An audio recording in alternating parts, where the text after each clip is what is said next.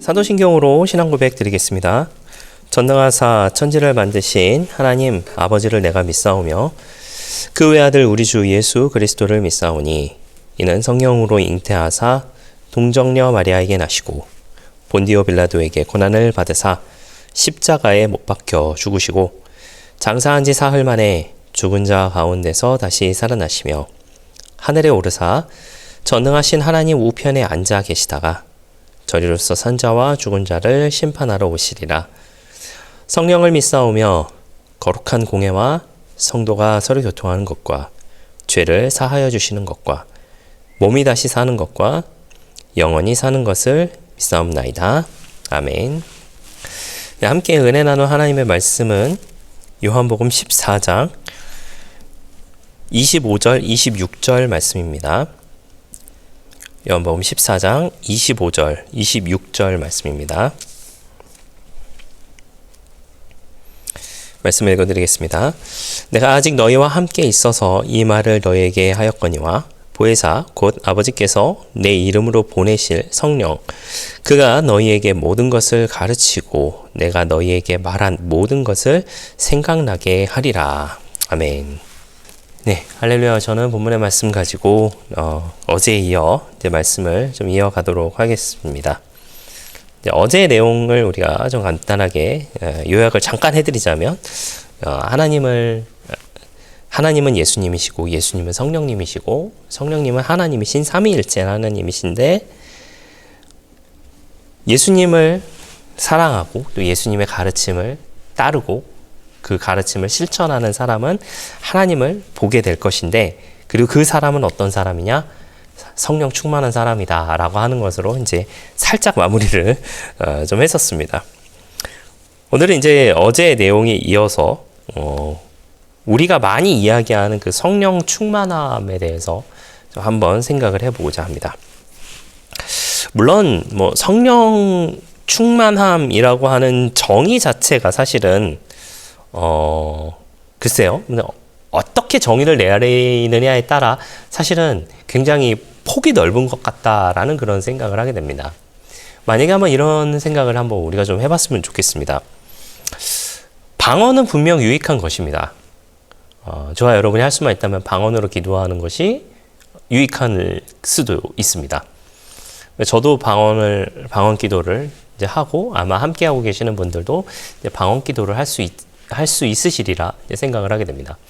그렇다면 방언 기도가 과연 성령 충만함의 척도이냐, 기준이냐라고 생각을 해본다라고 한다면 사실은 그렇지 않을 수도 있다라고 하는 거예요. 물론 우리 순복음교회는 방언 기도의 유익함을 이야기를 합니다.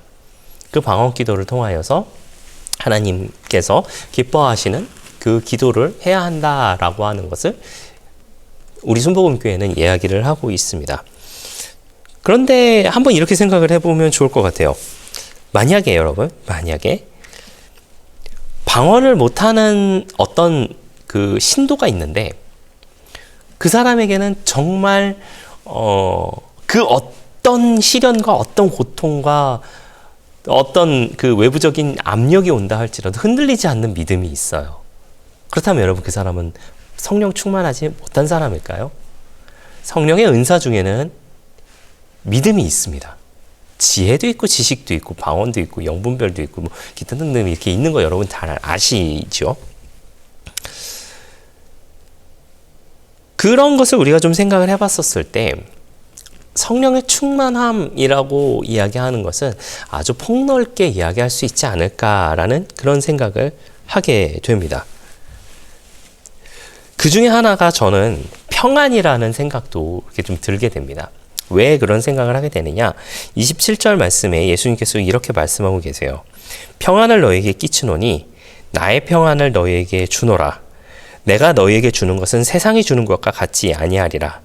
너희는 마음에 근심하지도 말고 두려워하지도 말라라고 하면서 이 14장을 처음 시작했을 때 내용을 다시 한번 반복하시고 있는 것은 아닌가라는 그런 생각을 하게 돼요. 우리가 늘 성령의 충만한 가운데 거해야 한다라고 하는 걸 이야기하면서 마음의 평안함을 느끼며 살아가야 하는 것이 분명 우리 모두의 모습일 것입니다. 하지만 근데 때로는 마음의 평안함이 느끼지 못할 때가 있죠. 제 주변에 이런 분들을 좀 봤습니다. 기도 생활을 정말 열심히 하시는 분이신데 용서를 못 하시는 분이 계세요. 제가 그 모습을 보면서 마음에 참 안타까움을 좀 가지게 됩니다. 교회 생활도 참 열심히 하시고 기도 생활도 참 많이 하시고 정말 한 번 기도하실 때 뜨겁게 기도하시고 하는 그런 모습을 보면서 본이 되기도 하고 때로는 나도 저렇게 기도해야지 라는 그런 생각을 할 때가 있습니다. 그런데 기도를 멈추는 순간 그 마음에 다시 미움이 싹트게 되고 기도를 멈추는 순간 또 누군가를 미워하는 그 모습을 보게 되면서 과연 저게 옳은 모습일까라는 그런 생각을 하게 돼요. 기독교를 가리켜서 이렇게 이야기합니다. 구원의 종교다라고 이야기를 해요. 이 부분은 아마 여러분께서도 인정하시리라 생각하게 됩니다. 여러분, 우리가 예수님을 믿는 궁극적인 이유는 무엇인가요? 우리가 월요일 날 했던 내용하고도 이어지리라 생각을 하게 됩니다. 우리가 예수님을 믿는 궁극적인 이유는 아버지 집에 들어가기 위해서 우리가 예수님을 믿는 것이다라고 하는 것이죠. 물론 창조의 역사에 의하여 우리는 하나님께 영광 돌리기 위하여 만들어진 존재이기 때문에 하나님께 영광 돌리는 것이 궁극적인 목적입니다 라고 이야기를 하긴 합니다만은 그것도 맞습니다. 하지만 그거는 우리가 살아가는 동안, 그리스도인으로 살아가는 동안 그렇게 해야 되는 것이고, 그건 당연히 그렇게 해야 되는 것이고, 우리의 궁극적인 이유는 아버지 집에 들어가기 위함인 것이잖아요. 그래서 기독교를 가리켜서 구원의 종교다라고 이야기를 합니다. 그런데 그것은 개인 구원뿐만 아니라 사회 구원도 포함된다라는 그런 생각도 하게 돼요. 앞서 제가 어떤 한 분을 잠깐 좀 소개를 해드리긴 했습니다만은 교회 안에선 봉사도 열심히 하고 기도도 많이 하시는데 밖에 나가면 누군가를 너무 미워하고 또 누군가에게 해를 끼치면서 그분이 그렇다는 게 아니라 누군가에게 해를 끼치기도 하고 또 혹 누군가에게 마음에 상처를 주는 그런 모습으로 살아가고 있다라고 한다면 그 사람이 구원을 받는다 안 받는다라고 하는 그런 이야기를 하는 것이 아니라 과연 그 모습을 통하여서 하나님께서 영광을 받으시느냐 안 받으시느냐라고 하는 것을 우리가 생각해 봐야 한다라고 하는 것이죠. 자, 우리 다시 한번 말씀을 좀 상고해 보도록 하겠습니다. 오늘 읽으셨던 본문 26절을 다시 한번 보시면은요. 보혜사 곧 아버지께서 내 이름으로 보내실 성령 그가 너희에게 모든 것을 가르치시고 내가 너희에게 말한 모든 것을 생각나게 하리라 라고 예수님께서 성령을 말씀해 주세요. 그 성령님께서 하시는 일은 무엇입니까? 너희에게 모든 것을 가르치고 내가 너희에게 말한 모든 것을 생각나게 한다라고 하는 것. 예수님의 가르침은 무엇이었나요? 예수님의 가르침은 사실 많았습니다만은 한 줄로 요약하자면 아주 단순해요. 하나님을 사랑하고 이웃을 사랑하라 라고 하셨던 것입니다. 사실 이것은 하나님을 더 사랑하고 이웃을 좀 덜 사랑해라.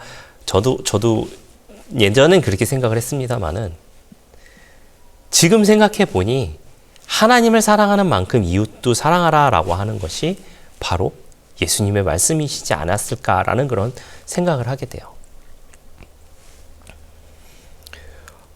우선순위가 하나님이냐 인간이냐 이걸 따지자고 하는 것이 아닙니다. 그걸 따져서 우선순위에 하나님을 두고 그 다음에 사람을 두고 사람을 조금 덜 사랑해야 된다라고 그런 걸 말씀드리는 것이 아니라 예수님이 오신 이유가 무엇인가요? 누구 때문에 오셨어요? 사람 때문에 오셨잖아요. 그 사람을 하나님께서 만드신 하나님께서 창조하신 하지만 죄악으로 인하여서 타락한 그 사람을 그 사람들을 너무나도 사랑하셔서 오셨잖아요. 누굴 위해 오셨나요? 사람을 위해 오셨어요. 하지만 그것은 누구의 뜻이었나요? 하나님의 뜻이었잖아요. 하나님은 사람을 사랑하십니다. 예수님은 사람을 위해 오셨습니다. 사람과 하나님은 동급이다라는 뜻이 아니라 하나님을 사랑하는 만큼 사람도 사랑해야 되는 것이 우리 모두의 모습이다라고 하는 것이죠. 그래서 예수님은 십자가를 지셨고, 그래서 예수님은 피를 흘리셨고, 그래서 예수님은 고통을 받으시고, 그래서 예수님은 죽음을 맞이하셨잖아요. 누구를 위하여? 저와 여러분을 위하여. 그 예수님께서 한 가지만 하라라고 말씀하셨어요. 하나님을 사랑하고 이웃을 사랑해라. 두 가지인가요? 하나님도 사랑하고 이웃을 사랑하는 것인가? 한 줄로 치면 그렇다는 뜻입니다. 하나님을 사랑하고 이웃을 사랑해라. 이것만 지켜라 라고 말씀하셨다라고 하는 거죠. 그런데 우리의 신앙생활을 돌이켜 봤을 때, 제가 월요일에도 말씀드렸던 부분입니다마는, 교회가 모범되지 못하는 지금의 여러 가지 그런 모습들을 보면서 저 역시도 마음에 많은 안타까움을 가지고 있지만 역시나 비난하지는 않을 것입니다. 왜냐하면 저는 비난할 자격이 없기 때문이에요. 제가 그 사람들보다 낫다, 못났다 그런 뜻이 아니라 하나님 앞에서 보면은 사실 우리 모두 죄인이에요. 누가 누구를 미워하고 누가 누구를 비난하고 하는 그런 것이 중요한 것이 아니라 그 모두를 사랑하신 그 예수님의 뜻을 따라 우리도 그 사랑을 실천하며 살아가야 하는 것이고, 제자들에게는 그렇게 주님의 복음을 전하고 있을 때에 누가 너를 죽이려고 한다라고 한다면, 순교의 시간이 맞닥뜨리게 된다면 내가 너희를 위하여 죽었던 것처럼 너희도 그 사람을 미워하지 말며, 너에게 해를 가하는 그 사람을 증오하지 말며, 저주하지 말며 그 사람을 위해 기도하고 그 영혼이 구원받기 위해서 기도하라라고 이야기해 주시는 부분이 바로 성령의 충만함이 아닐까라는 생각을 하게 됩니다. 다시 한번 우리가 지금의 이 내용들을 우리가 생각하면서 저와 여러분이 성령의 충만함을 가지며 살아갔으면 좋겠습니다. 그 성령의 충만함을 통하여서 나에게 평안이, 저와 여러분에게 평안이 넘치시기를 부탁을 드리겠습니다. 그리고 그 평안이 넘쳐서 우리 주변에 있는 사람들에게, 또 할 수만 있다면 우리 사회가 우리부터 시작된 그 평안으로 인하여서 평안함을 누리는 우리 모두의 복된 신앙의 삶의 모습 되시기를 예수님의 이름으로 부탁을 드리겠습니다. 기도하겠습니다. 좋으신 아버지 하나님 감사합니다. 저희를 주님의 자녀 삼아주시고 함께 예배드리게 하시니 감사를 드립니다. 성령의 충만함 가운데 거하며 살아가게 하여 주시옵소서. 그 성령의 충만함은 주님의 가르침을, 하나님을 사랑하고 이웃을 사랑하라라고 하셨던 그 주님의 가르침을 지키는 것일 겁니다. 그 가르침을 지켜 살아가는 성령의 충만함의 모습을 통하여서 하나님께 영광 돌리며 살아가는 우리 모두가 되게 하여 주시옵소서. 감사를 드리며 예수님의 이름으로 기도했습니다. 아멘. 주기도문으로 마치겠습니다.